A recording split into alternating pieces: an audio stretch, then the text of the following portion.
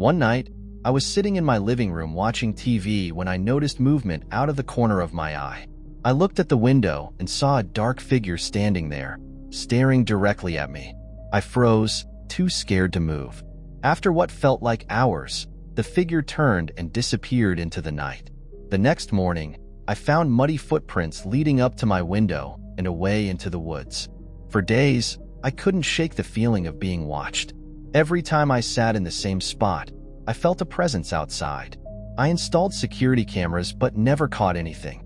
Until one night, reviewing the footage, I saw the shadowy figure again, standing at my window for nearly an hour, completely motionless.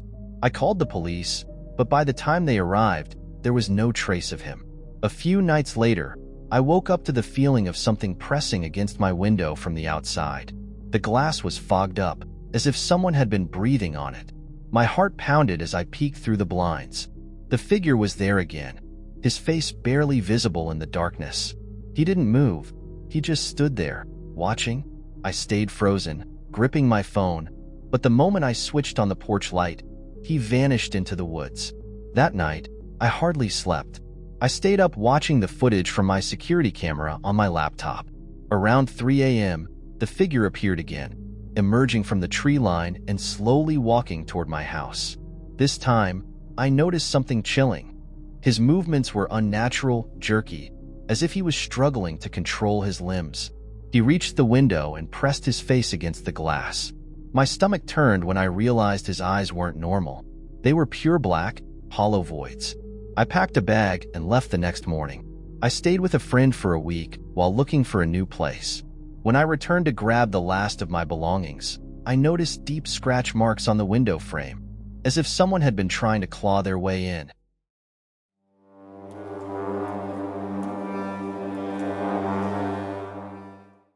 I rented an old house last summer and noticed strange things almost immediately. At night, I'd hear faint whispers, as if someone was having a conversation in the walls. At first, I brushed it off as my imagination, but the whispers became more distinct. They weren't just random noises anymore. I could make out full sentences, though the voices were too hushed to fully understand. One night, I pressed my ear against the wall, trying to decipher what was being said.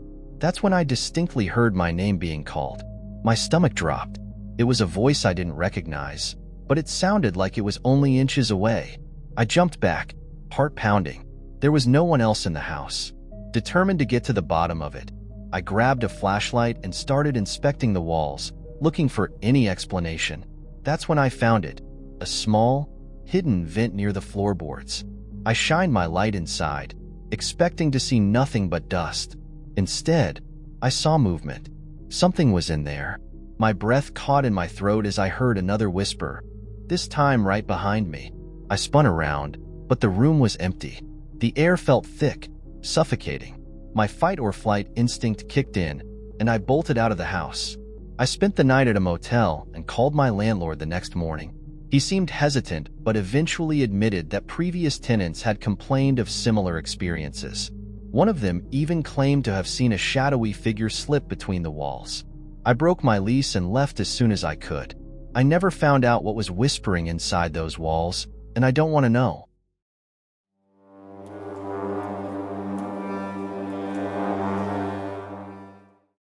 Driving home late one night, I took a shortcut through an old, wooded road. It was a quiet, isolated stretch, the kind that made you feel like you were the only person in the world. I had taken this route many times before, but something about that night felt different. The air was heavier, the darkness deeper. Out of nowhere, a woman in white appeared in my headlights. I slammed on the brakes, my heart leaping into my throat. She stood in the middle of the road, her long, dark hair hanging over her face. I honked, but she didn't move. Just as I reached for my phone to call for help, she vanished. Not stepped away, not ran into the woods, just disappeared. Shaken, I pressed my foot on the gas and sped away. When I got home, I told my roommate what happened, expecting him to laugh it off. Instead, his face went pale. He grabbed his phone and pulled up an article from years ago. A woman had been killed on that very road, late at night, after her car broke down. She had been hit by a passing driver who fled the scene. Locals claimed she haunted the road, appearing to travelers as if seeking help. A few weeks later, I was driving down the same road again, this time with a friend. I told him the story as we neared the spot where I had seen her. Just as I finished my sentence, the car radio cut out, filling the car with static. Then we heard it, a faint whisper through the speakers. "Help me." I slammed on the brakes. My friend and I stared at each other, neither of us breathing. The static faded, and the radio returned to normal. Without another word, I turned the car around and took the long way home. I haven't driven that road since.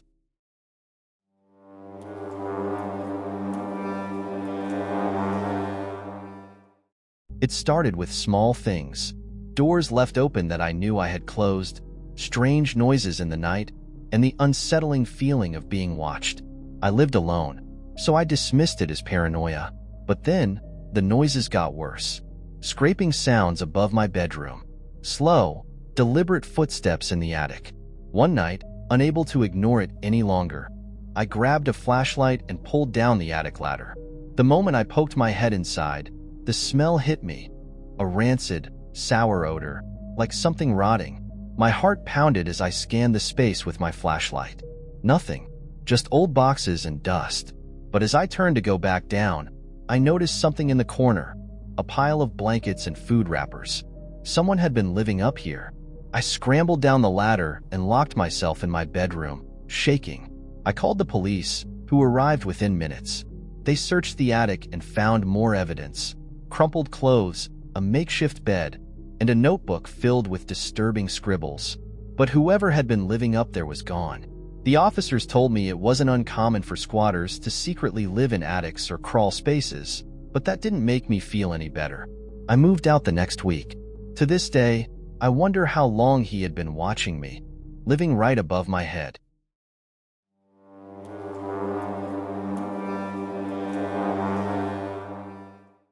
When I was a kid, I was terrified of my bedroom closet. My parents dismissed it as childhood paranoia, but every night, I swore I heard something moving inside. A slow, deliberate rustling, like someone shifting in the darkness. Sometimes, I thought I saw the door crack open ever so slightly, but whenever I turned on the light, it was shut tight. One night, I woke up to a faint whisper. It wasn't coming from outside my room. It was coming from the closet. My breath caught in my throat as I stared at the door, which now stood slightly ajar. A sliver of darkness peeked through. I wanted to scream, but fear paralyzed me. Then, the whisper came again. "Let me out." I shot out of bed and ran straight to my parents' room. My dad, annoyed but concerned, grabbed a bat and checked my closet. He found nothing but clothes and toys. "Just a bad dream," he said, but I knew what I heard. The next night, I refused to sleep in my room. My parents let me sleep on the couch, but around 2 a.m., I woke up to the sound of my closet door creaking open again. Only this time, I wasn't in my room. I was in the living room, far from it. Yet, I could hear it. Terrified, I lay frozen, listening. Footsteps, slow, heavy, moved across my bedroom floor. Then, the whisper came again, closer this time. "Let me out." That was the last night I slept in that house. My parents eventually moved, and I never told them what really happened. But I still dream about that whisper, and in my dreams, the closet door always opens.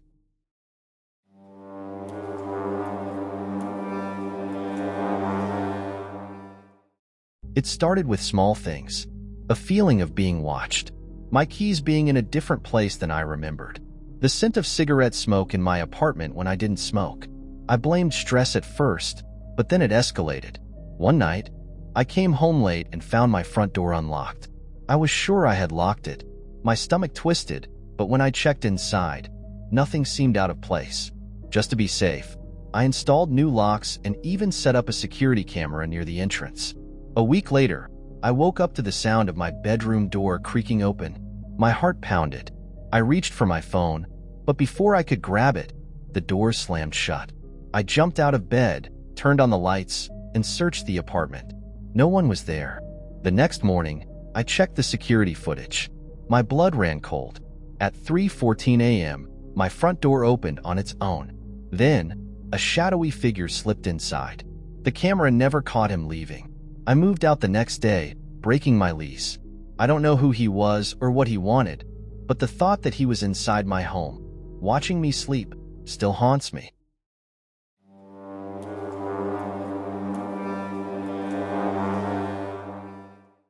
I had just moved into a new apartment when the phone call started. At first, they were nothing but static. I assumed it was a telemarketer or a wrong number. But then, I heard breathing on the other end. Slow, deliberate. It made my skin crawl. I hung up, shaking it off as a prank. The calls kept coming, always at odd hours, always silent except for the breathing. I stopped answering, but the caller never left a voicemail. One night, fed up, I picked up and shouted, "Who is this?" There was a pause, then a low voice whispered, "I'm watching you." I slammed the phone down and immediately called the police. They said they couldn't do anything unless there was a direct threat. Feeling helpless, I changed my number the next day. For a while, the calls stopped, and I started to relax. Then, one night, I was lying in bed when my phone buzzed. A new number. My stomach twisted as I answered. The voice whispered again, "I found you." I threw my phone across the room, heart pounding. I barely slept that night, jumping at every creak and shadow. The next morning, I packed my things and moved in with a friend. I never got another call, but to this day, I still wonder how they kept finding me.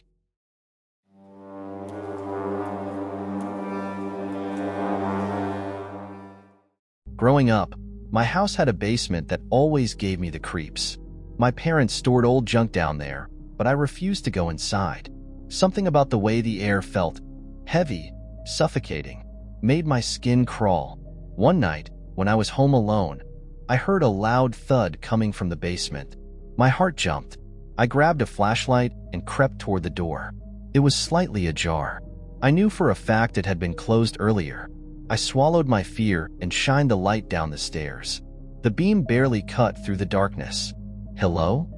My voice shook. No response. Then, from the bottom of the stairs, I heard it. A soft, wheezing breath. I slammed the door shut, locking it. I called my parents, barely able to get the words out. My dad rushed home and checked the basement. Nothing was there. Probably an animal, he said, but I knew better. After that night, I made sure the basement door stayed locked. But sometimes, in the middle of the night, I would hear faint scratching coming from the other side.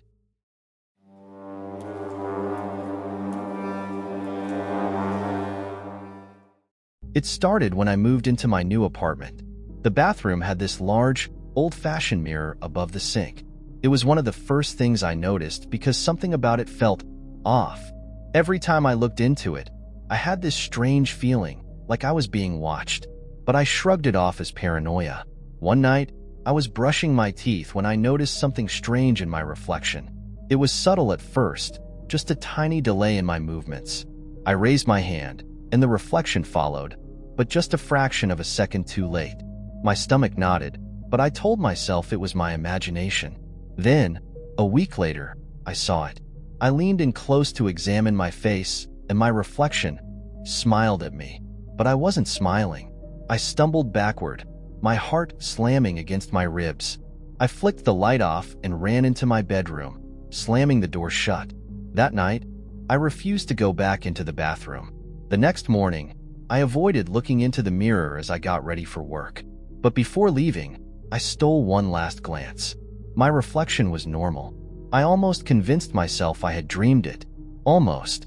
Until that night, I was lying in bed, scrolling through my phone, when I heard a faint scraping noise. It was coming from the bathroom. The door was open just a crack, and the darkness beyond it felt too deep, too wrong. I sat up, my throat dry. The noise stopped, and then, slowly, the bathroom light flickered on. I didn't move. I couldn't. My pulse hammered in my ears. Then, from the darkness of the bathroom, I heard the softest, most chilling whisper. "I'm still here."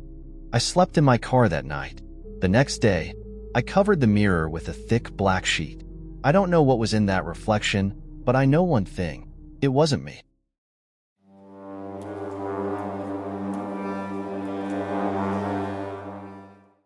When I first moved into my house, I barely noticed the small crawl space in the back of my bedroom closet.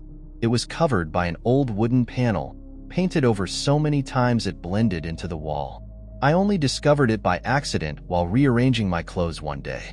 Curiosity got the best of me, and I pried it open. A musty smell hit me immediately. I shined my phone's flashlight inside, revealing a narrow tunnel that stretched deeper than I expected.